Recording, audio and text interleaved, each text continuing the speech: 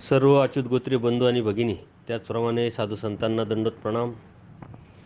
आज आपण 62व्या सत्संगामध्ये प्रवेश करत आहोत. मागील सत्संगामध्ये आपण परमेश्वरावरती जी प्रश्नपत्रिका आहे चौथी, त्या प्रश्नांचे चिंतन केलं आणि ते प्रश्न तुम्ही ऐकल्यानंतर तुम्ही नक्कीच त्याचे उत्तर शोधण्याचा प्रयत्न केला असेल. आज आपण त्या प्रश्नांच्या उत्तरांवरती चिंतन करणार आहोत. मागच्या वेळेस मी तुम्हाला सांगितलं की आपण अगोदरही 3 प्रश्नपत्रिका सोडवून घेतलेल्या आहेत. जीव, देवता आणि प्रपंच. त्या तुमच्या संग्रही असतील. ही चौथी प्रश्नपत्रिकासुद्धा संग्रही ठेवा, जेणेकरून ह्या पदार्थाविषयी आपल्याला कधीही काही प्रश्न पडले किंवा अडचण आली तर आपण त्यावरती नजर मारल्यानंतर परमेश्वर हा पदार्थ आपल्या लक्षात येईल. ह्या प्रश्नपत्रिकेमध्ये आपण 100 प्रश्न विचारले होते. त्यावरती आज आपण चिंतन करणार आहोत. प्रश्न पत्रिका 4, प्रश्न क्रमांक 1, परमेश्वर कुणाच्या पलीकडे असतो, त्याचे कार्य कोणते? या प्रश्नाचं उत्तर स्पष्ट परमेश्वराने आपल्या सूत्रातून दिलेलं आहे. अन्यावृत्तीमध्ये शेवटचं जे सूत्र आहे ते वाचल्यानंतर तुम्हाला याचं उत्तर सापडेल. चैतन्यापर परमेश्वर तो देव श्री चक्रधरू, सकळ जीवा ते रक्षिता हो उद्धरिता हो. म्हणजे चैतन्य देवतेच्या पलीकडे हा परमेश्वर असतो आणि तो म्हणजे सर्वश्री चक्र प्रभू. त्यांचं कार्य आहे सकळ जीवांचं रक्षण करणं आणि उद्धारण करणं. प्रश्न क्रमांक 2, परमेश्वर या शब्दात काय काय सामावलेले आहे? उत्तर, सकळ देवतांची स्वामिनी माया. माया आली म्हणजे सर्व देवता आल्या. त्यानंतर ब्रह्म, त्यानंतर ईश्वर आणि सर्व सकळही म्हणजे अनंत गुण व अनंत धर्म परमेश्वराच्या या शब्दामध्ये सामावलेले आहेत. प्रश्न क्रमांक 3, परमेश्वराच्या प्राप्तीची साधने किती व कोणते? याच्यामध्ये तुमचं कन्फ्युजन होऊ शकतं. साधन म्हणजे तुमच्या डोक्यात लगेच येईल स्थान, प्रसाद, वासनिक, भिक्षुक हे जरी साधनं असले तर परमेश्वराच्या प्राप्तीची साधने परमेश्वराने सांगितली ती म्हणजे 2, ज्ञान व प्रेम. ज्ञान आणि प्रेमानेच परमेश्वराची प्राप्ती होते, हे लक्षात ठेवा.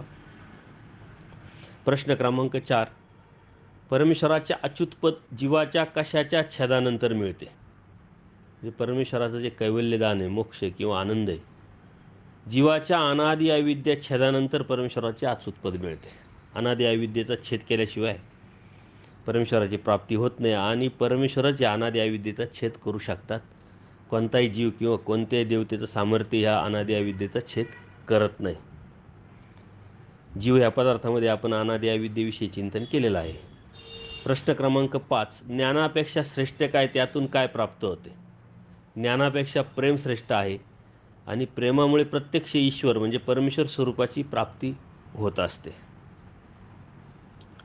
प्रश्न क्रमांक 7, ज्ञान व प्रेम स्वरूप स्पष्ट करण्यासाठी परमेश्वराने कशाचे उदाहरण दिले आहे? पोट आणि पाठ. म्हणजे ज्ञानाची प्राप्ती ही ब्रह्मस्वरूपी पाठीप्रमाणे, तर प्रेमाची प्राप्ती, प्रेमी भक्ताची प्राप्ती ही ईश्वर स्वरूप म्हणजे पोटाप्रमाणे. हे समजण्यासाठी आपण त्याच्यावरती चिंतन केलेलं आहे. त्या ज्ञानी याला देव पाठीशी धरतात आणि प्रेमी याला पोटाशी धरतात. प्रश्न क्रमांक 7, प्रेमामुळे कशाची प्राप्ती होते व ज्ञानामुळे कशाची प्राप्ती होते? प्रेमामुळे ईश्वर स्वरूपाची प्राप्ती, तर ज्ञानामुळे ब्रह्मस्वरूपाची प्राप्ती होत असते. प्रश्न क्रमांक 8, परमेश्वर किती व कोणत्या पद्धतीने अवतार घेतात? परमेश्वर गर्भातून अवतार घेतात. म्हणजे परमेश्वर गर्भामध्ये जातात, जसे देवकी मातेच्या गर्भामध्ये सर्वश्री कृष्ण महाराज गेले. 2 नंबर, पतित उठवणे म्हणजे मृत शरीरात प्रवेश करतात, जसे हरिपाळ देवाच्या मृत शरीरात सर्वश्री चक्रप्रभूंनी म्हणजे चक्रपाणी प्रभूंनी अवतार घेतला. दवडणे, ज्या गर्भात जीव आहे त्यास काढून स्वतः प्रवेश परमेश्वर करतात, म्हणजे जसे गोविंद प्रभू महाराज. अशा 3च पद्धतीनं परमेश्वर गर्भातून, पतित उठवणे आणि दवाडण्यातून अवतार घेतात. मात्र या व्यतिरिक्त देवतेचा जो आहे, या तिन्ही याच्यातून देवता तर अवतार घेतात, पण रचूनसुद्धा एक अवतार घेतात. म्हणजे त्यावरती आपण सत्संगामध्ये चिंतन केलेलं आहे. प्रश्न क्रमांक 9, ज्ञानी भक्ताला व प्रेमी भक्ताला परमेश्वराच्या कशाची अपेक्षा असते? दोन्ही भक्ताला परमेश्वराच्या प्राप्तीची म्हणजेच अच्युत पदाचीच व कैवल्याचीच अपेक्षा असते. ज्ञानी भक्तालाही परमेश्वरच हवा आहे, त्याचं अच्युत पदच हवं आहे, कैवल्यदानच हवं आहे आणि प्रेमी भक्तालाही तेच हवं आहे. त्यामुळे त्यांच्या दोन्ही प्राप्तीचे ज्या अपेक्षा आहे सारख्याच आहे. प्रश्न क्रमांक 10, परमेश्वराने चैतन्याच्या पलीकडे कोणते अच्युत पद सांगितलेले आहे?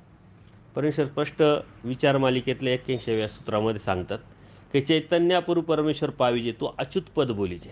चैतन्याच्या पलीकडे जो परमेश्वर आहे तो जर प्राप्त झाला तर त्यालाच अच्युत पद म्हणतात. त्याच्या व्यतिरिक्त अच्युत पद दुसरं काही नाही. परमेश्वराचा म्हणजे प्रश्न क्रमांक 11, परमेश्वराचा ज्ञान व प्रेम वेगळे सांगण्याचा उद्देश काय? जर प्राप्ती एकच आहे तर उद्देश काय?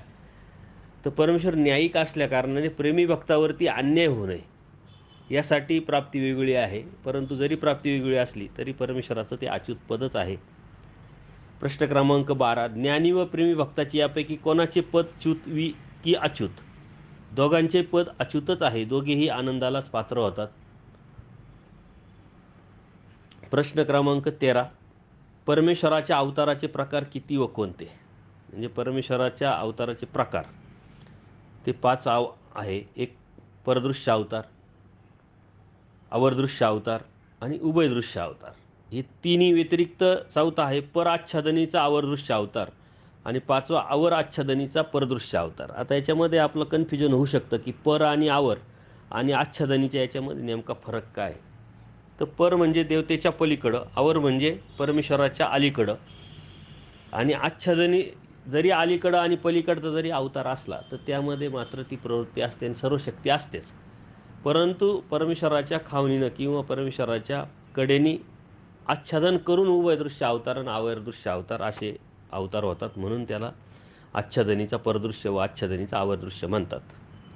प्रश्न क्रमांक 14, ब्रह्माला धर्मशून्य व धर्मरहित का म्हटले आहे? आता इथं ब्रह्म म्हणजे कोणतं आहे तुम्हाला माहीत असेल. ब्रह्म म्हणजे श्रेष्ठ स्वरूप, परमेश्वराचं स्वरूप. ब्रह्माच्या ठिकाणी स्वरूपांग धर्म असले तरी शक्तिरूप धर्म नाहीत. स्वरूपांग म्हणजे स्वतःच्याच अंगी परमेश्वराचे ब्रह्माच्या ठिकाणी सर्व धर्म आहे पण शक्तिरूप नाही आहे. ब्रह्माला व्यक्त होता येत नाही म्हणून त्याला ब्रह्माला धर्माचे कार्य परमेश्वरामार्फतच ब्रह्म करत असते आणि म्हणून त्या अर्थाने धर्मशून्य व धर्मरहित असं म्हटलं आहे. ते आपण सत्संगामध्ये चिंतन केलेलं आहे. प्रश्न क्रमांक 15, ब्रह्म किती व कोणकोणते? आता देवतेमध्ये सुद्धा ब्रह्म आहे श्रेष्ठत्वाच्या अनुषंगाने. म्हणून स्वर्गामध्ये सुद्धा स्वर्गीच्या देवतामध्ये सुद्धा ब्रह्म आहे. कैलास वैकुंठीच्या देवतेसुद्धा मध्ये ब्रह्म आहे. अष्टभैरवामध्ये सुद्धा ब्रह्म आहे. आणि एक आपलं सदब्रह्म म्हणजे परब्रह्म परमेश्वराचं स्वरूप जे अव्यक्त स्वरूप आहे ते ब्रह्म.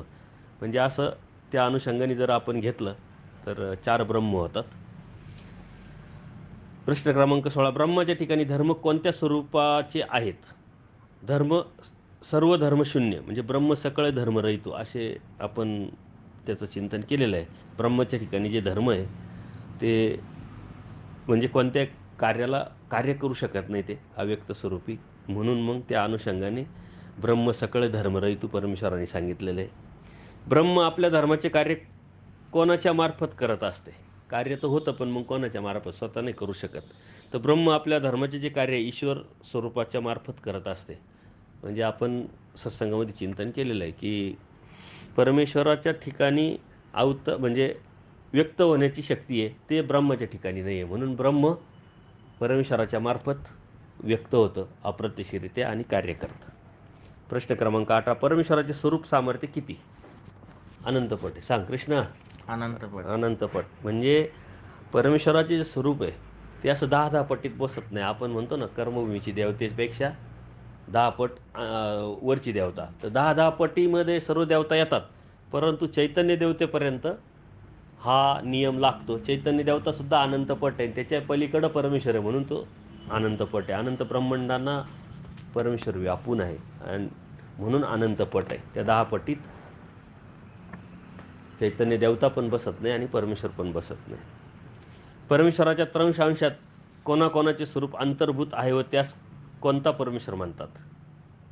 त्रंश स्वरूपामध्ये काय काय आहे आणि त्याला परमेश्वराच्या त्या अंशाला काय म्हणतात? माया, ईश्वर व ब्रह्म या त्रंश परमेश्वर म्हणतात. म्हणजे हे तिन्ही मिळून एकत्र येतं तो परमेश्वर. सच्चिदानंद परमेश्वर. सत शब्दे ब्रह्म बोलीचे, चित शब्दे माया बोलीचे, आनंद शब्दे ईश्वर बोलीचे. ब्रह्म माया ईश्वर आहे 87 परमेश्वरी एकवाती. स्पष्ट परमेश्वरांनी महावाक्यात स्वतःची ओळख करून दिलेली आहे, त्याला सच्चिदानंद परमेश्वर म्हणतात. प्रश्न क्रमांक 20. सतचित आनंद व्यापकत्व स्पष्ट करण्यासाठी कशाचे परमेश्वरांनी उदाहरण दिलेले आहे? आपण सत्संगामध्ये याचं चिंतन केलेलं आहे. हस्ती, मांस व रुधिर याप्रमाणे बोटातील हे अवयव मिसळलेले असतात, म्हणून यास वेगवेगळे करता येत नाही. तसेच परमेश्वरातील माया ब्रह्म ईश्वर या व्यापकत्वाने आहे. म्हणजे जसं आता हे बोट आहे आपलं, या बोटाच्या खाली काय आलं? हाड आलं पहिलं, त्याच्यानंतर मांस आलं आणि त्याच्यानंतर त्वचा येते ना. आता नुसती त्वचा जर काढली तर ते कार्य करू शकतं का? मांस काढलं तर कार्य करू शकतं का? नाही तर हाडच नाही कार्य करू शकतं का? तर हे हाड म्हणजे माया आहे, त्याच्यावरचं मांस म्हणजे ब्रह्मस्वरूप आहे, त्याच्यावरचं हे त्वचा जी आहे ते म्हणजे परमेश्वर स्वरूप आहे. याचं उदाहरण आपल्याला देऊन या तिन्हीचं एक एकत्व व्यापकत्व परमेश्वराने स्पष्ट केलेलं आहे. म्हणजे एकावरती एक ते पुढं असतं. प्रश्न क्रमांक 21. माया स्वरूपाने कोणाकोणास व ब्रह्मस्वरूपाने व ईश्वर स्वरूपाने कोणाकोणास व्यापलेले आहे? म्हणजे मायेने, ब्रह्माने आणि ईश्वराने कोणाकोणास व्यापलेलं आहे? तर माया स्वरूपाने सकळे देवता, म्हणजे सर्वातच्या वरती देवता आहे माया, त्याच्यामुळे त्याच्या अंडर सर्व म्हणजे सालीच देवता येतात. म्हणजे करभूमीपासून तर विश्वदेवतेपर्यंत या सर्व चैतन्य मायेने व्यापलेले आहे. आता त्याच्या पलीकडे ब्रह्मस्वरूप आहे, म्हणजे या सर्व देवता आल्या आणि अधिक चैतन्य माया आली. स्वरूपाने सकळे देवता व मायेला व्यापलेलं आहे. आणि त्याच्या पलीकडं परमेश्वर आहे. म्हणजे परमेश्वराने सर्व देवता व्यापल्या, माया देवता व्यापली, ब्रह्म व्यापलं, सर्वच व्यापलं. म्हणजे ईश्वराने सकळ ही देवता माया ब्रह्मस व्यापलेले आहेत. प्रश्न क्रमांक 22. सत म्हणजे काय? चित्त म्हणजे काय? आनंद म्हणजे काय? सत शब्दे ब्रह्म बोलीचे, चित शब्दे माया बोलीचे, आनंद शब्दे ईश्वर बोलीचे, असं सूत्रातच परमेश्वराने स्पष्ट सांगितलेले. प्रश्न क्रमांक 23. देवता व परमेश्वराप्रमाणे कोण कधीही अवतार घेत नाही. देवता व परमेश्वराप्रमाणे कोण कधी अवतार घेतात? देवता अवतार घेतात, त्याला विग्रह म्हणतात. परमेश्वर अवतार तर घेतात. तर ब्रह्मस्वरूप हे कधी अवतार घेऊ शकत नाही व घेत पण नाही. म्हणजे व्यक्त होण्यास ते पात्र नसल्यामुळं ते अवतार घेत नाही. परत चैतन्यमायासुद्धा ही देवतेच्या अनुषंगाने जर घेतलं, चैतन्यमायासुद्धा अवतार घेत नाही. ती फक्त मायापूर म्हणजे परमेश्वरासाठीच फक्त मायापूर निर्माण करते, म्हणून ती अवतार घेत नाही. प्रश्न क्रमांक 24. अविक्रियत्व कोणाचा? सहज भाव आहे. सहज भाव म्हणजे विक्रिय होत नाही, म्हणजे विकार होत नाही. तर ब्रह्मस्वरूपाचा हा सहज भाव आहे अविक्रियत्व. प्रश्न क्रमांक 25. परमेश्वराचे धर्म गुण सांगा. धर्म कोणते? नित्यत्व, व्यापकत्व, सर्वात्मकत्व, सर्वातीतत्व, सर्वकर्तृ, सर्वसाक्षित्व, एवमादित अनंत धर्म. आणि गुण सौंदर्य, लावण्य, औदार्य, सौभाग्य, दया, माया, कृपा, करुणा, एवमादित अनंत गुण आहे परमेश्वरामध्ये. याचं आपण सत्संगामध्ये चिंतन केलेलं आहे. प्रश्न क्रमांक 26. सुख म्हणजे काय? आनंद म्हणजे काय? दुःख मिश्रित सुख ते सुख बोलीजे, निर्तिशय सुख तो आनंद बोलीजे. दोन्हीचा फरक आहे. सुखामध्ये दुःख पण असतं, सुख पण असतं. तसं आनंदामध्ये दुःखाचा लवलेशय नाही. निर्तिशय सुख ते आनंद बोलीजे. आणि परमेश्वराला ह्या निरानंद जीवाला हाच आनंद द्यायचा आहे, म्हणजे स्वतःचा आनंद द्यायचा आहे. प्रश्न क्रमांक 27. देवतांचे पंचप्रकार सांगा. ते परमेश्वरात आहे काय? देवतांचे पंचप्रकार: ज्ञान, सुख, ते ऐश्वर्य व प्रकाश. हे परमेश्वरामध्ये पण आहे, परंतु देवतेचे मर्यादित आहे, आपण बघितले. आणि परमेश्वराचे अमर्यादित आहे, त्याला मर्यादाच नाही आहे. प्रश्न क्रमांक 28.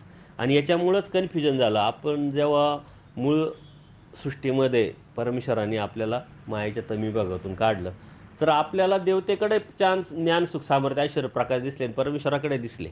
त्यातला नेमका फरक न कळल्यामुळं आपण विकल्पाला गेलो आणि आपण नरक योनीमध्ये गेलो.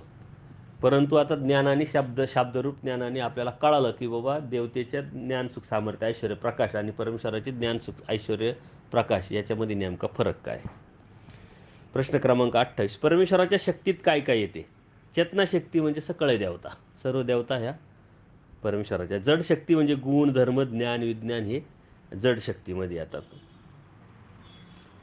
प्रश्न क्रमांक 29. परमेश्वराच्या शक्तीचे प्रकार सांगा. त्या शक्तीत काय काय येते? परमेश्वराच्या शक्तीचे 2 प्रकार आहे: चेतनाशक्ती, सकळे देवता; जडाशक्ती, गुणधर्म, ज्ञान, विज्ञान. प्रश्न दोन्ही सारखेच आहे, फक्त थोडासा डिफरंट आहे. प्रश्न क्रमांक 30. परमेश्वर ब्रह्मांडाचे कार्य कोणामार्फत करतात? परमेश्वर सकळही व्यापार आहे, तो कोणामार्फत करतात? माया ईश्वरीचे प्रथमकरण विचार मालिकेतलं 112वं सूत्र आहे आणि आद्यशक्ती माया म्हणजे विचार मालिकेतलं 157 सूत्र आहे. तर सकळही देवतेच्या मार्फत परमेश्वर ह्या सृष्टीचा व्यापार करतात. या चराचर सृष्टीचा अध्यक्ष परमेश्वर आहे आणि त्याच्या अध्यक्षतेखाली ही चराचर सृष्टी चालू आहे. प्रश्न क्रमांक 31. परमेश्वराने जाणविल्यास त्यांच्या किती व कोणत्या प्रवृत्ती देवतांना जाणू शकतात? उत्पत्ती म्हणजे संसरण, स्थिती आणि संहार ह्या कोणालाही देवतेला समजत नाही. परमेश्वराने संहार कधी केला, संसरण कधी केलं, सृष्टी कशी चालवली, परंतु त्यांच्याकडे ते स्ट्रक्चर दिलेलं आहे. जर परमेश्वराने त्यांना जाणवलं तर त्यांना कळू शकतं की संसरण झालं, संहार झाला, जे बी आहे ते. अन्यथा देवतेला कळत नाही. म्हणजे प्रवृत्ती परमेश्वराने जाणवलं तर त्या देवतेला कळतं, नाही तर कळत पण नाही. प्रश्न क्रमांक 32. देवता शक्ती जीवाच्या व परमेश्वराच्या ठिकाणी कशा प्रकारे असतात? आता देवता शक्ती जीवाच्या ठिकाणी व परमेश्वराच्या ठिकाणी नेमका तुलनात्मक म्हणजे मनुष्याच्या पिंडात त्या अंशत्वाने असतात. आपले पिंड असतात ना, पिंडस्थ असतात ना आपल्यामध्ये, तर त्या देवतेच्यात पिंड असतात त्याच्यामुळं, परंतु ते अंश स्वरूपात असतात. ईश्वरी संपूर्ण शक्ती, जीव अंशता शक्ती, उदाहरणातलं 11वं सूत्र आहे. ईश्वरामध्ये संपूर्ण शक्ती असते देवतेची आणि जीवामध्ये अंशरूपाने, अगदी थोडक्यात. म्हणजे परमेश्वराजवळ त्या संपूर्णत्वाने असतात, स्वरूपीच्या संपूर्ण पंचप्रकारासहित. म्हणजे ज्ञान, सुख, सामर्थ्य, ऐश्वर्य, प्रकाश हे स्वरूपीचे जे देवतेचं आहे त्याच्या पूर्ण अंगाने परमेश्वराबरोबर असतात. तसं आपल्या बाबतीत नाही. जीवाच्या बाबतीत पिंडस्थाच्या रूपाने, मळाच्या रूपाने, अगदी अंशरूपाने असतात. प्रश्न क्रमांक 33. परमेश्वराच्या चेतन शक्ती व जडा शक्तीत काय काय येते? आता चेतन शक्ती सकळही देवता चेतन शक्तीमध्ये येतात आणि जडा शक्तीमध्ये गुणधर्म, ज्ञान, विज्ञान. प्रश्न क्रमांक 34. परमेश्वराचे देता घेता येतात ते काय, देता घेता येत नाही ते काय? तर परमेश्वराचे गुण हे इतरांना त्यांना देता घेता येतात. परमेश्वराचे धर्म मात्र देता घेता येत नाही. जसं गुलाब आहे, गुलाबाचा सुगंध आहे, तर हे जे सुगंध आहे त्याचा गुण आहे, तर फुल दुसऱ्याला सुगंध देतं, आपण त्याचा सुगंध घेतो, पण त्याचा कलर जो आहे तो त्याला देता येत नाही आणि आपल्याला घेता येत नाही. म्हणजे धर्म हा त्याचा कलर आहे. तसं परमेश्वराचं जे गुण आहे इतरांना देता घेता येतात, परंतु धर्म मात्र देता घेता येत नाही. गुण आणि धर्म आपण वरती बघितले की गुण कशाला म्हणतात आणि धर्म कशाला म्हणतात. प्रश्न क्रमांक 35. परमेश्वराच्या अव्यक्ती स्वरूपी व व्यक्त स्वरूपी कारण व कार्य स्वरूपात काय काय असते? गुण हे परमेश्वराच्या अव्यक्त स्वरूपात कारण रूपाने असतात. हाय म्हणून ते व्यक्त होतात ना, कारण रूपाने असतात आणि व्यक्त रूपात कार्यरूपाने असतात. या उलट धर्म हे अव्यक्त स्वरूपी कार्यरूपाने तर व्यक्त स्वरूपी कारण रूपाने असतात. आता जेव्हा सत्संग तुम्ही हे ऐकल्यानंतर तुमच्या हे लक्षात येईल की कार्यरूपाने कोणतं, कारण रूपाने कोणतं, म्हणजे व्यक्त आणि अव्यक्त स्वरूपी परमेश्वराचं. प्रश्न क्रमांक 36. परमेश्वर कसा आहे व कसा होतो? परमेश्वर निराकार आहे, परमेश्वराने स्पष्ट सांगितलंय, पण परमेश्वर स्वरूप जे साकार होत आहे, बरोबर का नाही? कृपेला अधीन होऊन परमेश्वर निराकार. पूर्वी प्रकरणात परमेश्वराने स्पष्ट सांगितलं परमेश्वर कसा आहे, निराकार आहे, परंतु तो कृपेला अधीन होऊन साकार होतो. साकार होतो तो परमेश्वर आपली स्वतःची ओळख देतो, ज्ञान देतो, मग आपल्याला ती जाणीव होऊन मग आपण परमेश्वर भक्ती करतो. जर तो निराकार परमेश्वर साकारच झाला नसता तर आपल्याला परमेश्वराची ओळख झाली नसती. कारण परमेश्वर पाविजे, परमेश्वर जाणीजे. परमेश्वराकडूनच परमेश्वराचं जाणणं होतं आणि पावणं पण होतं, प्राप्ती पण होतं. प्रश्न क्रमांक 37. परमेश्वर कृपेचे कार्य सांगा. एखाद्या जीवाचे दुःख नाहीसे करणे अथवा त्याला सुख देणे अथवा वरील दोन्हीही देणे हे परमेश्वराच्या कृपेचे कार्य आहे. ऑलरेडी परमेश्वराला जीवाला सुखच द्यायचं, म्हणजे आनंदच द्यायचा आहे, बाकी काही द्यायचं नाही. परमेश्वर दुःख देऊ शकत नाही, कारण जे बी आपण मिळवलेलं आहे ते आपल्या कर्माने मिळवलेलं आहे, त्या देवता आपल्याला भोगवतात. त्याच्यामुळं परमेश्वर जे देतात ते आपल्या जीवनामध्ये जे सुख आहे ते परमेश्वराची कृपा आहे आणि जे दुःख आहे ते आपले कर्म आहे. प्रश्न क्रमांक 38. परमेश्वर अवतार कोणत्या गुणामुळे घेतात? परमेश्वराचा सर्वश्रेष्ठ गुण कोणता? कृपा हा गुण सर्वात श्रेष्ठ आहे, कारण या कृपा गुणामुळेच परमेश्वर अवतार घेतात आणि म्हणून तो सर्वश्रेष्ठ गुण ठरतो.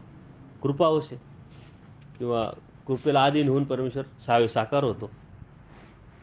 प्रश्न क्रमांक 39. परमेश्वराच्या व्यक्त व अव्यक्त या दोन्ही वेळी कोणत्या शक्ती कार्यरत असतात? ज्ञान व विज्ञान यांचे कार्य व्यक्त व अव्यक्तात अखंड चालू असते. अव्यक्तीसुद्धा चालू असतं आणि व्यक्तीसुद्धा चालू असतं, ज्ञान आणि विज्ञान. प्रश्न क्रमांक 40. परमेश्वराचे अव्यक्ती कारण रूप तर व्यक्ती कार्यरूप काय काय असते? गुण हे अव्यक्ती कारण रूप तर व्यक्ती कार्यरूप असतात. धर्म अव्यक्ती कार्यरूप तर व्यक्ती कारणरूप असतात.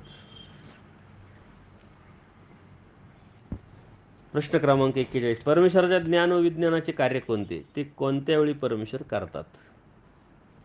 भक्ताला परमेश्वर आपल्या स्वरूपाचे निरंतर दर्शन घडवित असतात, हे विज्ञान शक्तीचे कार्य. व परमेश्वराचे ज्ञान हे यथार्थ प्रकाशित करणारे असते, त्यामुळे प्रत्येक वस्तूचे वास्तव रूप जीवाला कळते, ते ज्ञानाचे कार्य.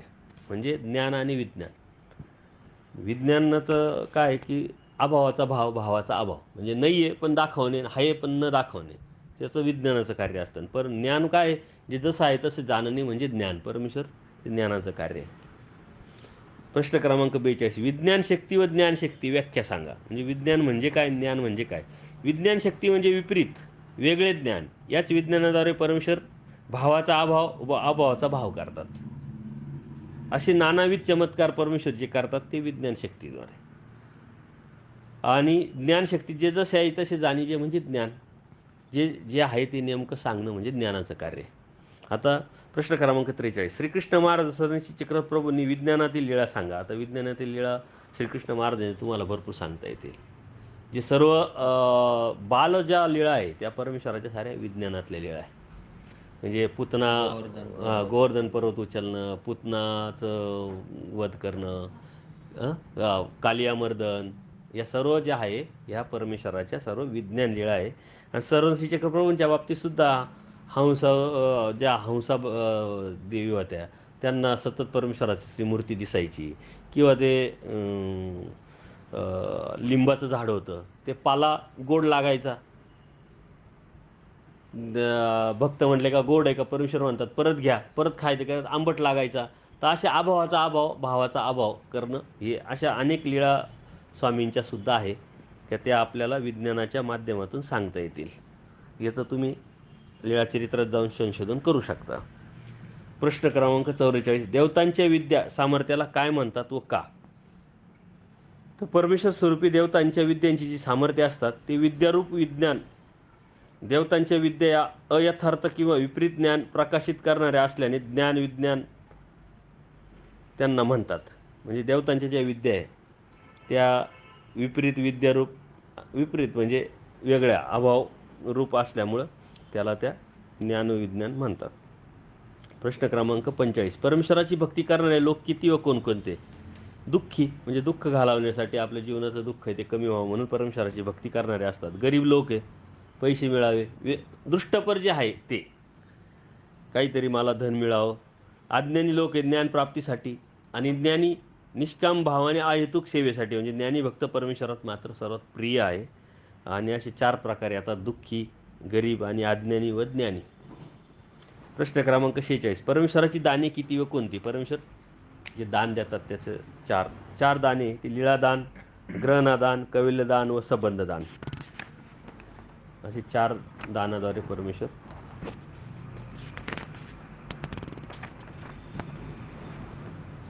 लीळादान हे कणवेपोटी, ग्रहणदान हे कर्मलेप घेऊन देतात, एक घेऊन एक देणे, पुढच्या जन्माचे अगोदर देणे घेणे. कैवल्यदान ज्ञानाचे चरित झाल्याने परमेश्वर जे मोक्ष देतो त्यालाच कैवल्यदान म्हणतात. संबंधदान वस्तू संबंधी, जडा अजडा भले, वस्तू संबंधी शक्ती निक्षेप, जीवाचे भले करण्यासाठी, दुःखातून काढण्यासाठी परमेश्वर हे जे दान देतात संबंधदानात भोगभूमी जन्म असं परमेश्वर म्हणतात. प्रश्न क्रमांक 47. परमेश्वर शक्तीचे थोवे किती व कोणते? परमेश्वराच्या शक्तीचे जे थोवे ते 5 आहे. ज्ञान, विज्ञान, गुण, धर्म व चेतनाशक्ती म्हणजे देवता. प्रश्न क्रमांक 48. त्यागाचे प्रकार किती व कोणकोणते? 1 आहे मळवत त्याग. ज्ञान झाल्याबरोबर सर्व मळवत आहे समजून लगेच अनुसरणे म्हणजे त्याग करणे, तो श्रेष्ठ मळवत त्याग सांगितलेला आहे. 2 अनिष्ट त्याग, म्हणजे संसार अनिष्ट आहे समजून त्याग करणे. हे सत्यव त्याग, म्हणजे सर्व नष्ट झाल्यानंतर त्याग करणे. आणि कुष्ठ वासनेचा त्याग, म्हणजे काहीच आधार नाही आता आपल्याला. आजार झालेला आहे ना, आपण असंही जाणणारच आहे, मरणारच आहे, तर मग अनुसरण. असे 4 त्यागाचे प्रकार आहे. प्रश्न क्रमांक 49, अहेतुकामध्ये हेतू कोणता नसावा व असावा? म्हणजे अहेतुक कशाला म्हणतात आणि हेतुक कशाला म्हणतात? तर अहेतुकामध्ये हेतू कोणता नसावा? तर धर्म, अभिमान, म्हणजे धर्म हा धर्म आहे म्हणून मग धर्माच्या हेतूने, किंवा अभिमान आहे, किंवा दाक्षिण्य आहे, स्नेह, प्रेम आहे, किंवा कार्य, भयाने, उपकार, अनुकंपा, मनोरंजन. काही लोक जे क्रिया करतात ओळख आहे म्हणून क्रिया करतात, किंवा मनोरंजन म्हणून करतात, किंवा आपल्याकडं पैसा आहे हो थोडंसं, तर उपकार भावनेनी करतात, किंवा एक दया भावनेनी करतात. हे सारे हेतू जे आहे ते सर्व दृष्टपर आहे. फक्त परमेश्वर प्राप्तीसाठी केलेलं जे भजन हेच, मला देव व्हावं, मला याच्या व्यतिरिक्त काही नको आहे, काही अपेक्षा नाही, त्याला अदृष्टपर म्हणतात, किंवा त्याला परमेश्वर प्राप्तीच्या अनुषंगाने अहेतुक भजन म्हणतात. आणि त्या अहेतुक भजनानेच ज्ञान पण होतं आणि अहेतुक भजनानेच प्रेम पण होतं. परमेश्वर विलक्षण अवतार कसा घेतात, तो कशात घेतात? परमेश्वराचा एक विलक्षण अवतार होतो चौथा. परमेश्वर देहातील जीव व न दवडता मायापुरासहित त्या देहात प्रवेश करतात. जसे ग्रहसंचरे त्यास विलक्षण अवतार म्हणतात. ते पशुत्रयांचे मनुष्य हे अवतार समजत नाही, परंतु उभयदृश्य अवतार असतात. म्हणजे ते आपल्याला कळत नाही, पण पशुत्रयांच्यामध्ये हे अवतार परमेश्वर घेतात, त्याला विलक्षण अवतार म्हणतात. त्याचा उद्देश वेगळा असतो. प्रश्न क्रमांक 51, परमेश्वराला अनुसरलेले महिला भक्त व पुरुष भक्तांची नावे सांगा. म्हणजे परमेश्वर ज्या सन्निधानातले भक्त, हां, महिला आहे, बाईसा आहे, आऊसा आहे, सादाईसा आहे, आबाईसा आहे, शांताबाईसा आहे, खी गुई आहे, पोमाईसा आहे, असे ज्या 6 स्त्रिया आहे का ज्या परमेश्वराच्या समोर परमेश्वराला अनुसरले. पुरुष आहे, आचार्य नागदेव आहे, माईम भट आहे, नाथोबा आहे, संतोष आहे, काकोस आहे, अवधूत भट आहे, भांडारेकार आहे, माधव भट आहे, ज्यांना प्रेम दिलं परमेश्वराने ते. प्रश्न क्रमांक 52, परमेश्वराचे ज्ञान व प्रेम होण्यासाठी जीवाची किती अधिकार असावे लागतात व कोणकोणते? तर ते 21 अधिकार आहे. त्याचा एक स्पेशल आपण सत्संगच घेतलेला आहे. परमेश्वराचे 14 व जीवाचे 7. परमेश्वराचे 14 कोणते? सृष्टी असली पाहिजे, कर्मभूमीत परमेश्वराचा अवतार असला पाहिजे, मायापूर असला पाहिजे म्हणजे अवतार घेतलेला पाहिजे, मनुष्य अवतार असला पाहिजे, देहधर्म, जीवधर्म, मायेचे धर्म, देवता धर्म परमेश्वराने स्वीकारलेले पाहिजे, धर्म, विज्ञान, अवरशक्ती, परशक्ती, अशा सर्व काही परमेश्वराची जी प्रवृत्ती आहे. जीवाचे कर्मभूमी, मनुष्यत्व, युक्तत्व, कर्माधिकार, ज्ञानाधिकार, देहाधिकार आणि मूळाधिकार, असे 13 हे असे 21 परमेश्वराचे 14 आणि जीवाचे 7 असे 21 अधिकारात जर ते सर्व बसलं तर परमेश्वराची प्राप्ती जीवाला होऊ शकते. मनुष्यदेह होण्याचे प्रकार किती व कोणते? 13 प्रकार आहे मनुष्यदेह होण्याचे.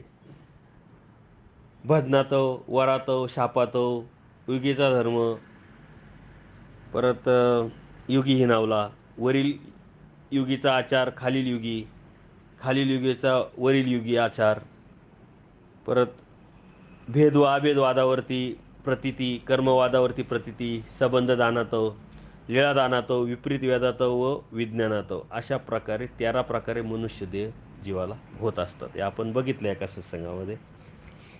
प्रश्न क्रमांक 54, कर्माची चाल किती व कोणकोणती? म्हणजे कर्म सुरुवात कुठून होते आणि कसं वाढत जातं? तर आगंतुक म्हणजे पहिले मनात येतं, मग अनारब्ध म्हणजे वाचिक होतं, आणि मग प्रारब्ध म्हणजे शारीरिक होतं.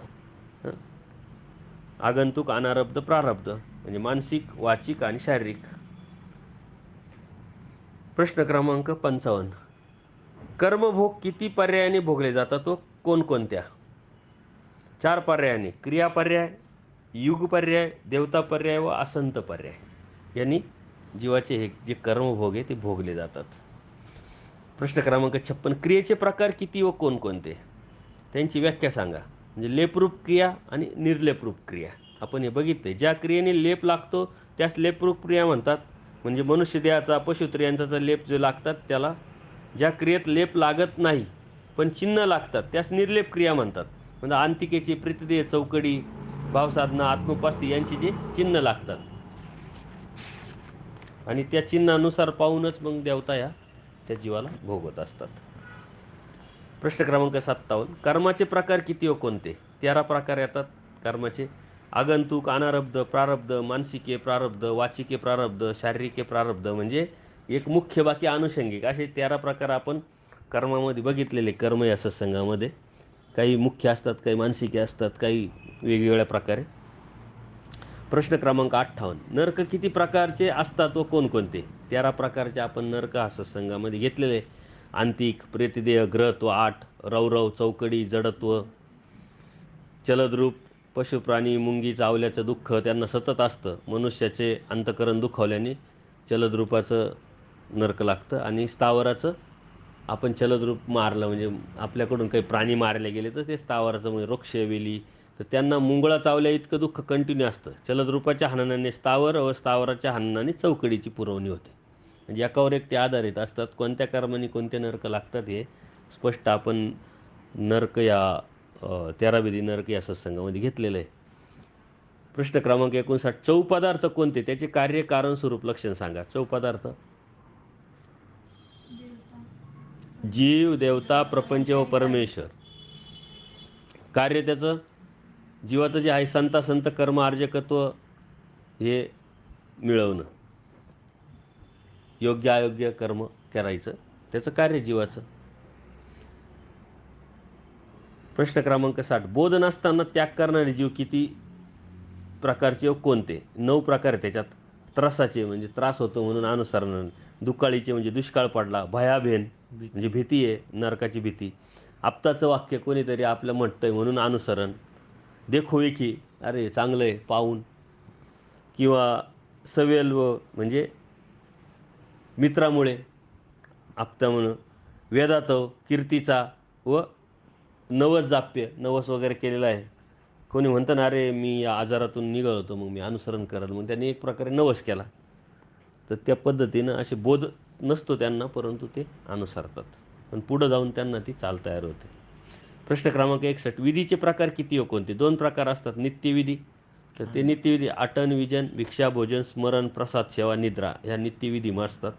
आणि निमित्तविधी म्हणजे संघ, सांगात, भेट, शुश्रूषा. प्रश्न क्रमांक 62, युगे किती व कोणकोणते? त्यातील जीवाचे आयुर्मान सांगा. कृतयुग, कृतयुगामध्ये 1,00,000 वर्षाचं आयुष्य, त्रेतायुग 10,000 वर्षाचं आयुष्य, द्वापारयुग 1,000 वर्षाचं आयुष्य आणि कलियुग 100 वर्षाचं आयुष्य. प्रश्न क्रमांक 63, परमेश्वर कशा कशात अवतार घेतात? जीवामध्ये, देवतामध्ये, पशुत्र यांच्यामध्ये, देवकच्छ होती, मच्छ होती, ते सूत्र तुम्हाला माहीतच आहे. तर याच्यामध्ये परमेश्वर अवतार घेतात. प्रश्न क्रमांक 64, युगानुरूप धर्म व अधर्म व प्राप्ती सांगा. म्हणजे आता जागे युग धर्मामध्ये आपण गेला का त्याच्यात म्हणजे करतं युग. कृतयुगामध्ये धर्माची प्राप्ती, चैतन्य प्राप्ती, अधर्म, खालील युगी जन्म. त्रेतायुगामध्ये धर्म, कैलास, वैकुंठाची प्राप्ती आणि अधर्म, खालील युगी जन्म. द्वापारयुगात धर्म, स्वर्ग प्राप्ती, अधर्म, खालील युगी जन्म. आणि कलियुगामध्ये अंतराळ म्हणजे उत्तमाला अंतराळ प्राप्तीचे फळ, मध्यमाला अष्टदेवनीचे आणि कनिष्ठाला आधुनिक प्राप्तीचे फळ. प्रश्न क्रमांक 65, सृष्टी निर्मितीचे प्रयोजन सांगा. ती कुणी व केव्हा निर्माण केली? जीवास आनंद देणे, ते देण्यासाठी परमेश्वराच्या प्रवृत्तीने मायेने सृष्टीची रचना केली. प्रश्न क्रमांक 66, मूळ सृष्टी कोणती व किती? त्यानंतरची सृष्टी तिचं नाव सांगा. परमेश्वराला प्रथम आनंद देण्याच्या प्रवृत्तीतून कृपेने सृष्टी निर्माण झाली. अशा 3 मूळ सृष्टी झाल्या आणि नंतर जी झाली तिला प्रवाही सृष्टी म्हणतात. जी आता सुरू आहे अशा अनेक प्रवाही सृष्टी होऊ शकतात, झालेल्या आहेत. प्रश्न क्रमांक 67, सृष्टी निर्मितीचे प्रयोजन काय? सृष्टी कधी व कोणी निर्माण केली? तर तोच मागं प्रश्न आलेला आहे 65 प्रमाणे. सृष्टी निर्मितीचं प्रयोजन ह्या निरानंद जीवाला आनंद देणं आणि परमेश्वराने त्याचं सृष्टी निर्मितीचं कार्य ह्या मायेकडून करून घेतलेलं आहे. प्रश्न क्रमांक 68, एका ब्रह्मांडाची स्वरूप मर्यादा सांगा. ब्रह्मांडाची संख्या सांगा. एका ब्रह्मांडाची स्वरूप मर्यादा 500 कोटी योजन. एका ब्रह्मांडाची स्वरूप मर्यादा म्हणजे विश्वेची जी स्वरूप मर्यादा ती ब्रह्मांडाची स्वरूप मर्यादा आहे. विश्वेची स्वरूप मर्यादा म्हणजे असे अनंत ब्रह्मांडे. आला का लक्षात? ब्रह्मांडाची स्वरूप मर्यादा तुमच्या ते लक्षात, देवतेची स्वरूप मर्यादा नाही सांगितली. प्रश्न क्रमांक 69, अनेक ब्रह्मांडांना व्यापलेली देवता सांगा आणि तिची स्वरूप मर्यादा सांगा. सर्व अनंत ब्रह्मांडाला व्यापलेली देवता कोणती? माया.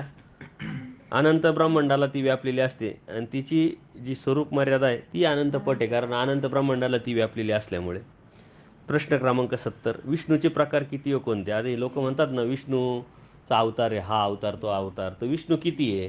तर स्वर्गामध्ये सुद्धा विष्णू आहे, कैलास वैकुंठातील विष्णू, शिराब्दीमध्ये विष्णू आहे, परत महाविष्णू आहे, आणि अष्टभैरवामध्ये सुद्धा विष्णू आहे. म्हणजे परमेश्वराला सुद्धा महाविष्णू म्हटले गेलेले आहे. तर असे अनेक विष्णू, एखादा म्हटला ना बाबा विष्णूचा अवतार श्रीकृष्ण, मग कोणत्या विष्णूचा अवतार आहे असं विचारलं की ते कन्फ्यूज होतात. तर आपल्याला माहिती आहे कुठं कुठं स्वर्गात, अष्टभैरवात, शिराब्दीमध्ये असे विष्णू आहे.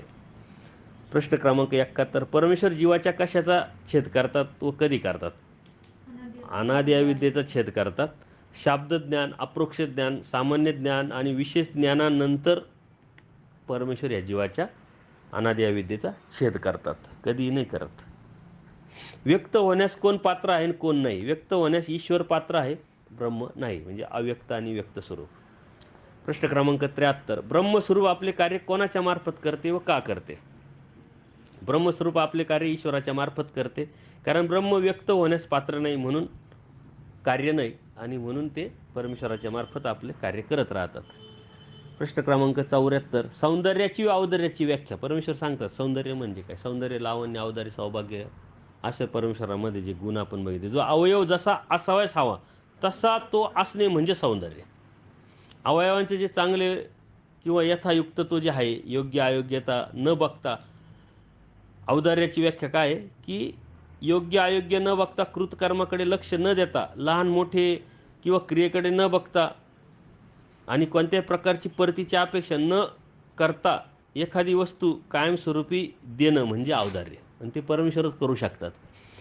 जीवाकडे नजर टाकल्याबरोबर परमेश्वराला लगेच येतं की मायेच्या तमिभागापासून हा जीव निघाल्यापासून याचे किती जन्म झाले, कुठं कुठं गेला आणि काय काय कर्म केले, पण परमेश्वर ते विसरतात आणि तरी त्याला देतात. त्यांनी देव का न देव हे परमेश्वरच करू शकतात फक्त. परमेश्वराचे प्रश्न क्रमांक 75, भूतभजनाचे पात्र किती व कोणकोणते? भूतभजनाचे 21 पात्र आहे. स्त्रियांचे अवतार पशु पक्षी कच्छ मच्छ, मनुष्य अवतार आहे वेडा पिसा मुकायुक्त, देवता अवतार आहे इंद्र ब्रह्म शेषादित व अवरदृश्य अवतार, असे 21 पात्रे या भूतभजनाच्या पात्राने ज्ञान होतं. आयतुक भूतभजन ज्ञानाप्रती साधन, परमेश्वराचं सूत्र आहे स्पष्ट. परमेश्वराचे ज्ञान व प्रेम कशाने होते? अहेतुक भूतभजन ज्ञानाप्रती साधन, अहेतुक मायापूर भजन प्रेमप्रती साधन. तर अहेतुक भजन जर घडलं तर ज्ञान होतं आणि प्रेम पण होत असतं. प्रश्न क्रमांक 77, एखाद्या जीवाचे दुःख नाहीसे करणे, जीवास सुख देणे अथवा दोन्हीही करणे हे परमेश्वर कोणत्या गुणामुळे करतात? सर्वश्रेष्ठ गुण कोणता परमेश्वराचा? आत्ताच आपण बघितलं. कशाने परमेश्वर व्यक्त होता? हां, कृपा गुणामुळे परमेश्वर हे करतात, कारण सर्वश्रेष्ठ गुण आहे. प्रश्न क्रमांक 78, सन्निधान म्हणजे काय आणि असन्निधान म्हणजे? आपण म्हणतो ना आता असन्निधान आहे, असन्निधान आहे. तर परमेश्वराचे दृश्यत्व म्हणजे दृश्य स्वरूप परमेश्वराचं दिसणं स्पष्ट, त्याला सन्निधान, आणि अदृश्य स्वरूप असणं म्हणजे असन्निधान. आजही परमेश्वर आहे, नाही असं आपण म्हणू शकतो का? परमेश्वर आहे, फक्त दृश्य स्वरूपात नाही, आपल्याला दिसत नाही, म्हणून आपण म्हणतो असन्निधान. बाकी सन्निधान तर परमेश्वराने स्पष्ट सांगितलंय. असन्निधानी तळमळ आणि आज्ञा प्रतिपालन करणे, त्याला सन्निधानच म्हणायचं आहे. आणि जर सन्निधानात असून आज्ञा प्रतिपालन करत नसेल, तळमळ नसेल, तर तो त्याच्यासाठी ते असन्निधानच आहे. त्या सन्निधान आजही आहे आणि म्हणून आपण हे सर्व क्रिया करतो, त्याला महत्त्व आहे. जर आपण असन्निधान आहे असं समजून उपकार दाखवणं, भावक्रिया करणं, स्मरण करणं, तर त्याला काय अर्थ नाही. परमेश्वर आहे म्हणून आपण केल्यानंतर, प्रार्थना केल्यानंतर परमेश्वर स्वीकारू शकतात. परमेश्वर नसल्यावर कसा स्वीकाराल? तर म्हणून सन्निधानच आहे, असन्निधान असं कधी म्हणायचं नाही. प्रश्न क्रमांक 79, परमेश्वर अनार्जित दाता कोणत्या गुणामुळे ठरतो? आता जो शेवटचा जो श्रेष्ठ गुण आहे परमेश्वराचा, कृपा गुणामुळे अनार्जित दाता. अनार्जित दाता म्हणजे काय? की जे आपण अर्जन केलं नाही, आपण मिळवलेलं नाही आहे, तरी परमेश्वर आपल्याला ते देऊ शकतात. म्हणजे आपल्या प्रार्थनेमध्ये जर तेवढे भाव आणि तेवढं श्रेष्ठत्व जर असेल, तर आपल्या नशिबात आपण मिळवलेलं नाही. जर सुदामानी काय केलं आहे, भीक मागणे किंवा भिक्षा मागणे, त्याच्यावर जगणे हेच त्याच्या कर्मात लिहिलेलं होतं. पण त्याची प्रार्थना, त्याची निष्ठा, अनन्य भाव, परमेश्वराने त्याला सोन्याची नगरी देऊन टाकली. त्याला अनर्जित दाता म्हणतात. तसे देवता नाही, देवताने जे अर्जित आहे आपण तेच देवता देतात, अनर्जित ते देऊ शकत नाही. म्हणजे त्याच्या नियमाच्या पलीकडं 1% देत नाही. प्रश्न क्रमांक 80, परमेश्वराच्या प्राप्तीच्या ज्ञानाचे प्रकार किती व कोणकोणते? आणि याच्यामुळंच ज्ञानी याला बी अशीच प्राप्ती होते आणि प्रेमी यालाही होते. जे चार ज्ञान सांगितले परमेश्वराने, कोणते? शाब्द ज्ञान, अप्रोक्ष ज्ञान, सामान्य ज्ञान आणि विशेष ज्ञान. या स्टेप आहे, याच्यानुसारच परमेश्वराची प्राप्ती होते. ज्ञानी याला बी तशीच आणि प्रेमी याला तशीच. ज्ञानी असेल तरी या सिस्टममध्ये जावं लागतं, प्रेमी असेल तरी या सिस्टम. त्याच्यानंतर दोघांची अनादि अविद्येत छेद केल्यानंतरच प्राप्ती होणार.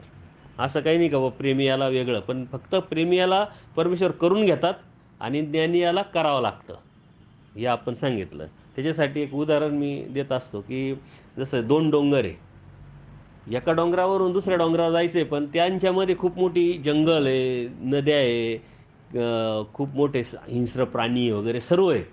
आता ज्ञानीला जायचं तर तो पहिला डोंगर उतरायचा, तेवढ्या जंगलातून पार करून परत दुसरा डोंगर उतरायचा. आणि प्रेमिया कसा आहे की ह्या डोंगरावरून त्या डोंगरावर डायरेक्ट हेलिकॉप्टरने जाणार, म्हणजे त्याला हा त्रास नाही किंवा एवढे, पण तो परमेश्वर स्वतः करणार. अशा पद्धतीनं ज्ञानी आणि प्रेमामध्ये फरक आहे. म्हणून देवाचं बी कड आहे की या जीवानी प्रेमच मिळवावं. प्रश्न क्रमांक 81, नित्यविधी व निमित्तविधी सांगा. नित्यविधी आटन, विजन, भिक्षा, भोजन, स्मरण, प्रसाद, सेवा, निद्रा. मागे हा प्रश्न आला. निमित्तविधी संघ, सांगात, भेट, शुश्रूषा. प्रश्न क्रमांक 82, आपण परमेश्वराच्या आता सन्निधानात की असन्निधानात? सन्निधानात. कारण परमेश्वराच्या वचनाच्या म्हणजे आज्ञेच्या प्रतिपालन जर केलं तर आपण सन्निधानातच आहोत, आणि आज्ञा नाही प्रतिपालन केली तर मग असन्निधान. मग त्याला परमेश्वर दृश्य असो किंवा अदृश्य असो याला काही अर्थ नाही. प्रश्न क्रमांक 83, कर्मराटीच्या व दैवराटीच्या जीवाची देह अभिमानी देवता कोणत्या? ज्या देवतेचा लेप ती देह अभिमानी असते. प्रत्येक जीवाची एक देह अभिमानी असते. कर्मराटीच्या प्रत्येक जीवास देवता या देह अभिमानीने असते. तर दैवराटीच्या जीवाची देह अभिमानीनी ओळखणी माया असते. तर कर्मराटीच्या जीव देवता दैवराटीत जो आला तर त्या देवतेची ओळखणी देह अभिमानी असते. म्हणजे त्याच देवतेची जी ओळखणी माया आहे, म्हणजे दैवराटीमध्ये ज्या ओळखणी माया कार्य करतात त्याच देवतेची ओळखणी माया दैवराटीतल्या जीवासाठी होते. नाही तर कर्मराटीमध्ये प्रत्येक देवता वेगळी असते प्रत्येक जीवाची. तोच कर्मराटीतला जीव म्हणजे अन्य लोक आहे, त्यांना बोध झाला आणि परमेश्वरात उपदेश घेतला त्यांनी, म्हणजे दैवराटीत आले ते. तर ती देवता जी होती कर्मराटीतली त्याच देवतेची जी ओळखणी आहे ती इकडं देह अभिमानीनी होते. प्रश्न क्रमांक 84, कर्मराटीचा जीव दैवराटीत आला तर त्याची देह अभिमानी देवता कोणती असते? तर ती ओळखणी, त्याच अगोदरची देवता तिचीच ओळखणी इकडं देह अभिमानी असते.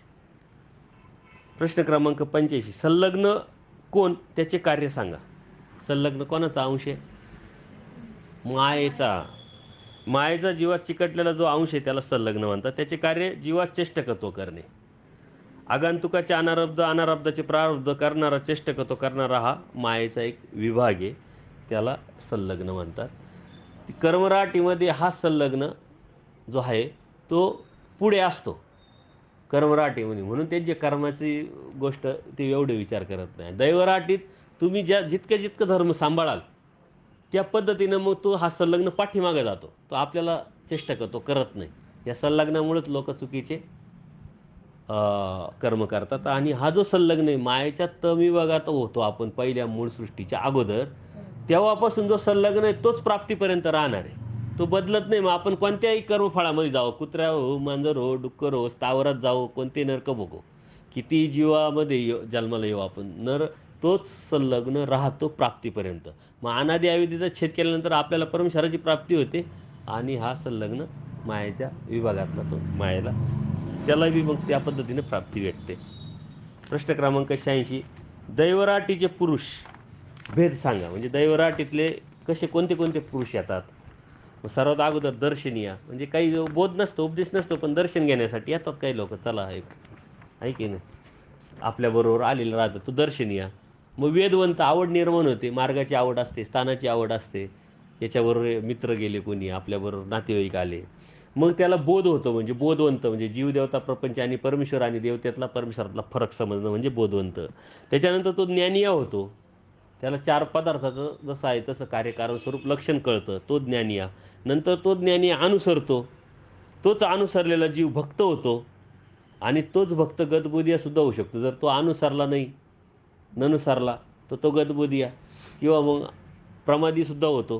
तो अनुसरला परंतु हिंसा, प्रमाद किंवा विकल्प प्रमाद त्याच्याकडून विकार प्रमाद घडला तर तो प्रमादीय होतो. तर असे हे दैवराटेचे पुरुष आहे. प्रश्न क्रमांक 87, प्रेमाचे उपाय किती व कोणते? प्रेमाचे 2 उपाय, परनिष्ठ आणि स्वनिष्ठ. आपण याच्यावरती सविस्तर सत्संग घेतलेला आहे.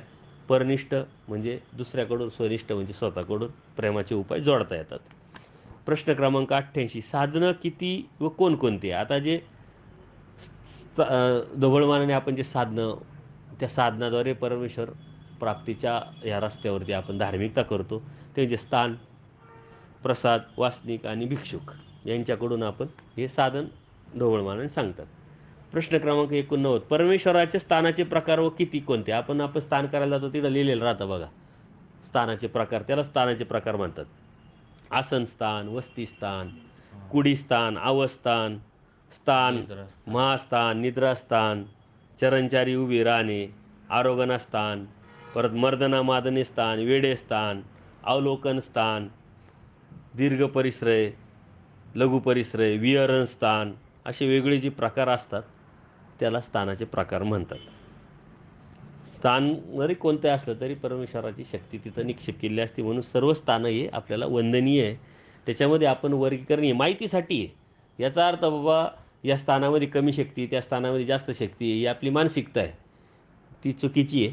कारण स्थान परमेश्वराचे आहे आणि परमेश्वराने तिथं जी आपली दया, माया, कृपा करून ही जी शक्ती ती निक्षेपिती आहे.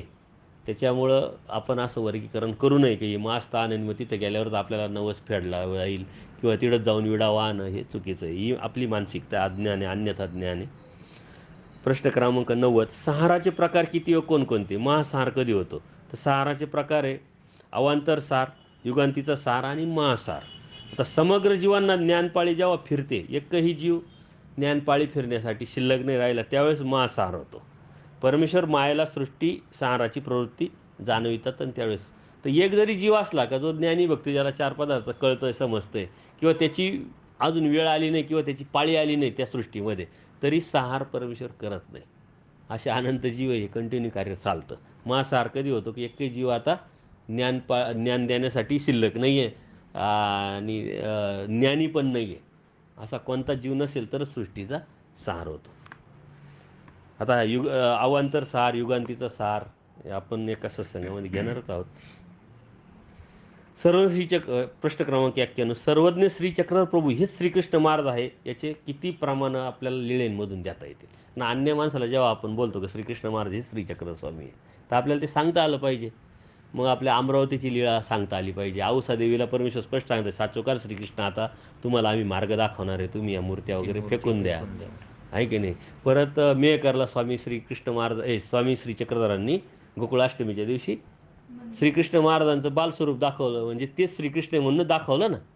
किंवा परत परमेश्वर स्पष्ट सांगतात की जे गोपाल मंत्राचा जो भेद आहे श्रीकृष्ण महाराज आणि रुक्मिणी देवी आणि आम्हीच जाणतो, सारंग पंडिताला सांगतात. याचा अर्थ काय? श्रीकृष्ण महाराज आणि रुक्मिणी माहिती आहे आणि स्वतः म्हणताय का आम्ही जाणतो, याचा अर्थ ते श्रीकृष्ण महाराज आहे. अशा कितीतरी लीळा आहे का ते आपल्याला वेगळ्या काढून आपण अन्य लोकांना सांगू शकतो. जसे हे लोक सांगतात विष्णूचाच अवतार राम, रामाचाच अवतार श्रीकृष्ण, पण प्रमाण त्यांना काहीच देता येत नाही.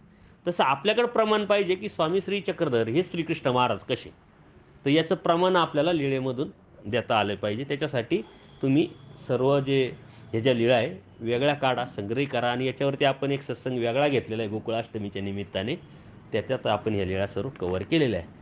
प्रश्न क्रमांक 92, प्रेमी भक्ताचा परमेश्वर कशाचा उच्छेद करतात? उच्छेद करतात म्हणजे काढून टाकतात. विकार, विकल्प, स्वभाव. जो प्रेमी भक्त आहे त्याच्यामध्ये विकार राहत नाही, विकल्प राहत नाही आणि स्वभाव राहत नाही. जशा बाईसा, त्यांना स्वभावाचा त्रास नाही. स्वभाव म्हणजे अष्टस्वभाव, मलमूत्र, खाणं पिणं आपलं जे आहे त्याचा त्रास राहत नाही प्रेमी भक्ताला. विकल्प कोणाविषयी मनात ते येणार नाही त्यांचं, छू तू छोटं मोठं. आणि विकार तो पण राहत नाही प्रेमी भक्ताला. त्याचा उच्छेद परमेश्वर प्रेम दिल्याबरोबर त्याचा उच्छेद होऊन जातो. तसं ज्ञानी भक्ताचं नसतं, त्याच्याकडे सर्वच असतं आणि त्याला त्याचीच भीती असते. म्हणून ते तुम्हाला उदाहरण दिलं, त्याला जंगलातून, पाण्यातून, हिंस्रप्रश्नापासून वाचायचं आहे. म्हणजेच ह्या स्वभावापासून, या विकारापासून, या विकल्पापासून वाचून मग त्याला परमेश्वराची प्राप्ती करायची आहे. प्रश्न क्रमांक 93, दुःखाचे प्रकार किती व कोणकोणते? निर्वेद म्हणजे आपण अनंत जन्मात पापे केली त्याची क्षमा मागणे, निर्वेद. अनुताप, या जन्मात जे अनंत पापे आपण क्षणोक्षणी पावलोपावली करतो त्याची क्षमा मागणे. आणि अनुशोच, या जन्माच्या पुढे आपल्या हातून कळत नकळत कितीतरी पापे घडणार आहे, ते घडू नये म्हणून प्रार्थना. आणि आर्त, याच जन्मात परमेश्वराची प्राप्ती झाली पाहिजे अशी आर्तता असली पाहिजे. परमेश्वराने सांगितले निर्वेद, अनुताप, अनुशोच, आर्त, अशा पद्धतीनं आपण केलं पाहिजे परमेश्वराची भक्ती. प्रश्न क्रमांक 94, विग्रह कशास म्हटले आहे, ते कशातून होतात? देवताच्या अवतारास विग्रह म्हणतात.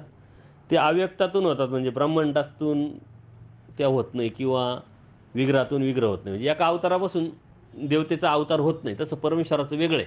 परमेश्वर अवतारापासून अवतार घेतात. असे अनंत अवतार परमेश्वर घेऊ शकतात. अव्यक्तातूनही होतात, व्यक्तातूनही होतात, परमेश्वराच्या व्यक्तातून व्यक्त होतात, असे कितीतरी. परमेश्वराला कोणत्याही प्रकारची मर्यादा नाही. तसे देवतेला मर्यादा आहे. देवता ज्या अव्यक्तातून ब्रह्मांडास्था होतात, ब्रह्मांडास्थातून ब्रह्मांडा होत नाही, पिंडास्थातून पिंडास्था होत नाही किंवा विग्रहातून विग्रह होत नाही. याला लिमिटेशन आहे.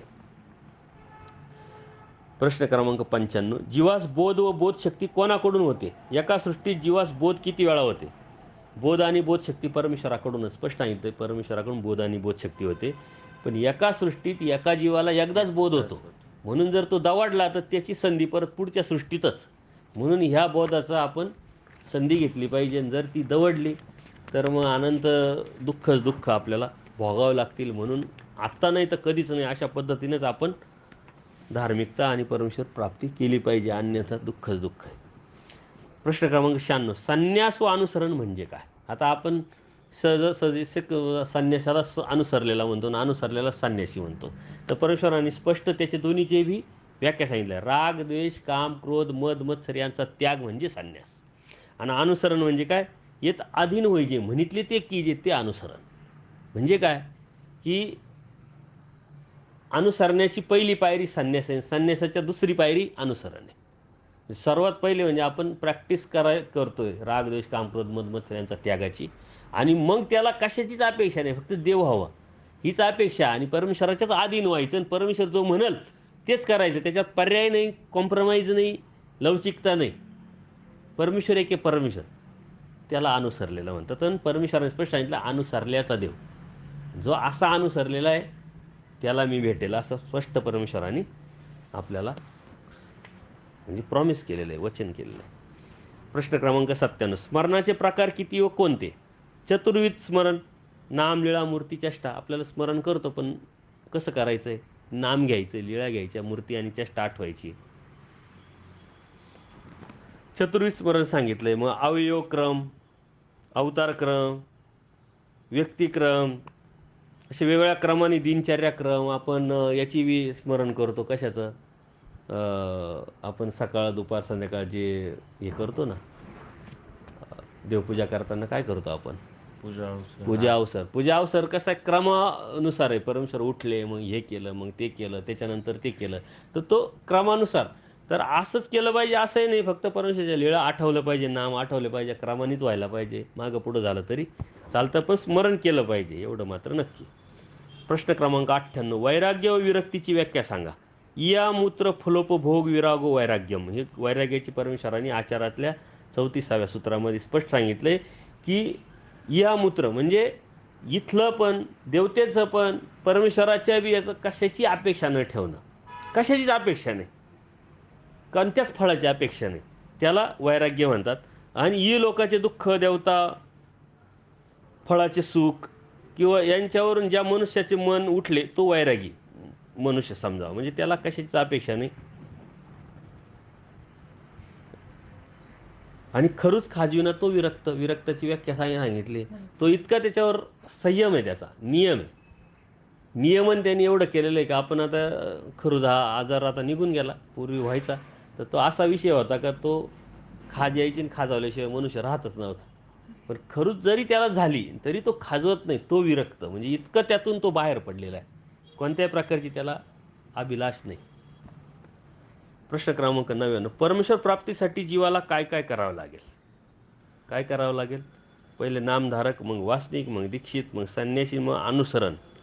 सर्वात शेवटी काय? अनुसरण करावं लागेल. अनुसरणाशिवाय परमेश्वर भेटत नाही. आणि तो भेटू शकत नाही. तर ते आपल्या जीवनाचं ध्येय, आपल्या धार्मिकतेचं ध्येय, आपल्या धर्माचं ध्येय असलं पाहिजे, आपल्या भक्तीचं ध्येय अनुसरणच असलं पाहिजे. प्रश्न क्रमांक 100. परमेश्वर प्राप्तीसाठी आपण काय करणार व केव्हा? ते केव्हा करावं लागेल? जसं आपण भौतिक जगामध्ये मग व्यवसाय असेल, शिक्षण असेल, कुटुंब असेल, संसार असेल, याच्यासाठी सारं नियोजन करतो. की ह्या वेळेस हे करायचं आहे, त्यावेळेस ते करायचं आहे, या वर्षात हे घ्यायचं आहे, ते घ्यायचं आहे. याचं सारं नियोजन करतो. तसं आपण परमेश्वर प्राप्तीसाठी काय केलं पाहिजे? तर ते अनुसरणच केलं पाहिजे. हे आपल्याला कळालं आहे. अनुसरणाशिवाय होणार नाही. तर मग त्याचं नियमन, त्याचं नियोजन केलं पाहिजे. आणि परमेश्वराचं स्पष्ट सांगितलं, 56च्या आत करावं. आता 56 हा जो विषय आहे, हा काही स्पष्ट परमेश्वराने सूत्रात किंवा कुठं लिहिल्यात तुम्हाला दिसणार नाही. परंतु त्याचे अनेक सूत्र आहे, की जोची अवसर विषय आहे तोच ब्रह्मविद्येशी. ज्या वेळेत आपण विषय म्हणजे संसार करू शकतो, त्याच वेळेस ब्रह्मविद्या होते. म्हणजे त्याच वेळेस अनुसरण करावं. किंवा परमेश्वराने या अवस्था सांगितलेल्या आहे. त्या अवस्था कोणत्या आहे? दंडीदर्शी स्पर्शी कुचमर्दिनी. ह्या अवस्थेतून जायच्या अगोदर आपण आपलं अनुसरण करावं. म्हणजे काय? की आपण म्हणतो ना साठी-नाठी. जसं एखादा गव्हर्नमेंट सर्व्हंट आहे. तो रिटायर व्हायला त्याला बी 58चं वय त्यांनी गव्हर्नमेंटने केलं का 58 झाला का हा रिटायर होईल. तसं हे रिटायरमेंटचे जे वय आहे आपल्या धर्माच्या अनुषंगाने 56 सांगितलेली.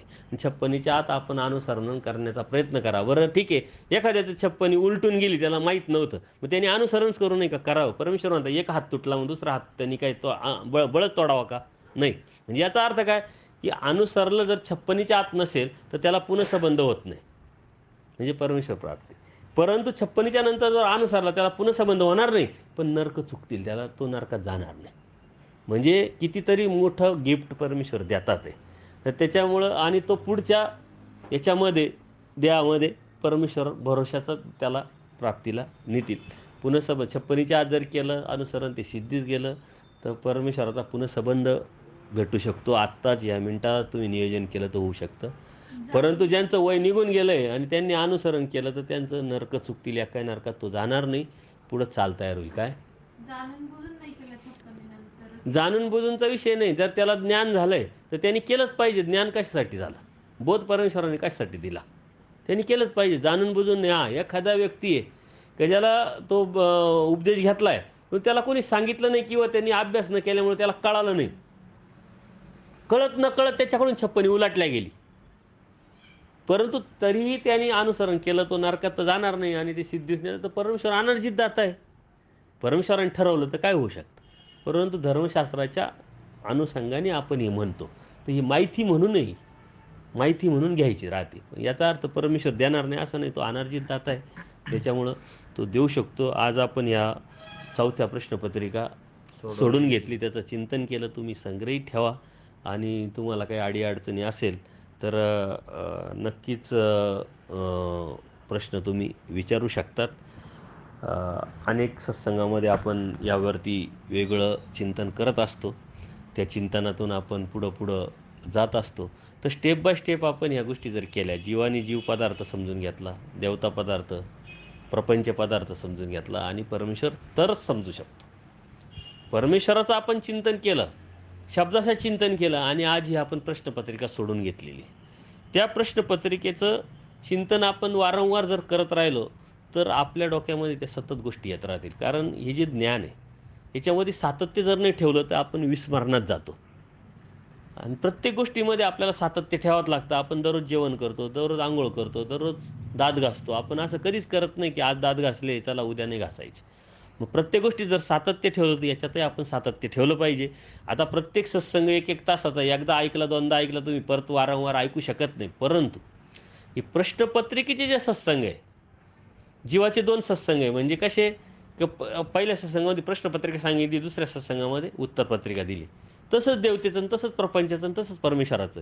हे सत्संग जरी तुम्ही ऐकले वारंवार, तरी त्या पदार्थाचं चिंतन होत राहील आणि आपल्या बुद्धीमधून आपल्या स्मरणात राहील. आपण विस्मरणात जाणार नाही आणि आपण सावध होऊ. सावध याच्यासाठी व्हायचं आहे, की आपल्याला परमेश्वर प्राप्ती करून घ्यायची आहे. नाहीतर सृष्टीशून्य परमेश्वराने स्पष्ट सांगितलंय, "ननुसरित प्रमादी बोली त्या सृष्टीशून्य होय." सृष्टीशून्य म्हणजे काय? की आपण जे आजपर्यंत परमेश्वर प्राप्तीच्या अनुषंगाने जे केलं, ते वाया जाईल. त्याचा उपयोग होणार नाही. म्हणून ते संस्कार रूपाने जरी राहिले, परंतु जे केलं ते निष्फळ गेलं, वाया गेलं. म्हणजे ज्याच्यासाठी आपण करतोय तेच नाही भेटलं तर त्याचा उपयोग काय? म्हणून सृष्टीशून्य होऊ नये आणि म्हणून आपण याचं चिंतन करण्यासाठी वारंवार या सत्संगाचं स्मरण, चिंतन केलं पाहिजे.